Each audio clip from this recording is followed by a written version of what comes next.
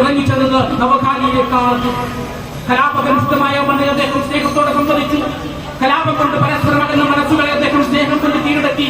അഹിംസയിലൂടെ അദ്ദേഹം അവരെ ഒരുമിപ്പിച്ചു. അതിനുശേഷം അദ്ദേഹം കടന്നു ചെന്നത് ന്യൂഡൽഹിയിലേക്ക്. ഈ രാജ്യത്തിന്റെ തലസ്ഥാന നഗരിയായ ന്യൂഡൽഹി, അവിടെയും കലാപമാണ്. വിഭജനത്തിന്റെ കാലത്ത് ഈ രാജ്യത്തിൽ ജനിച്ചവർ ഈ രാജ്യത്തിൽ തന്നെ ജീവിക്കണമെന്ന് ശഠിച്ചപ്പോൾ അവരുടെ വിശ്വാസം ഇസ്ലാമികമായി എന്നുള്ള ഒറ്റ കാരണം കൊണ്ട് അപ്പുറത്തൊരു മുസ്ലിം രാജ്യമുണ്ട്, നിങ്ങൾ അപ്പുറത്തേക്ക് പോകണമെന്ന് പറഞ്ഞിട്ട് കലാപമുണ്ടാക്കിയ RSSന്റെ നേതൃത്വത്തിലുള്ള ആളുകൾ രാജ്യത്തിന്റെ തലസ്ഥാനം കലാപഭൂമിയായപ്പോൾ ഗാന്ധി വീണ്ടും അവിടേക്ക് കടന്നു വരുന്നു. നവകാലിയിൽ നിന്ന് ന്യൂഡൽഹിയിലേക്ക് കടന്നു വരുന്നു.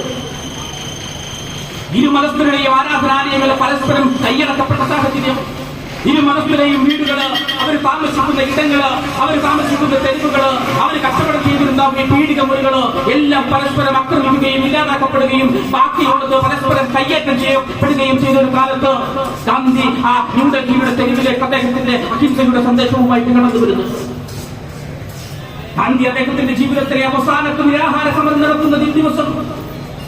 എന്തിനു വേണ്ടിയിട്ട ഗാന്ധി തന്റെ ജീവിതത്തിലെ അവസാന നിരാഹാരം നടത്തിയത്? അതും ഈ അകന്നു പോയ മനസ്സുകളെ ഒരുമിപ്പിക്കാൻ വേണ്ടിയിട്ട ഗാന്ധി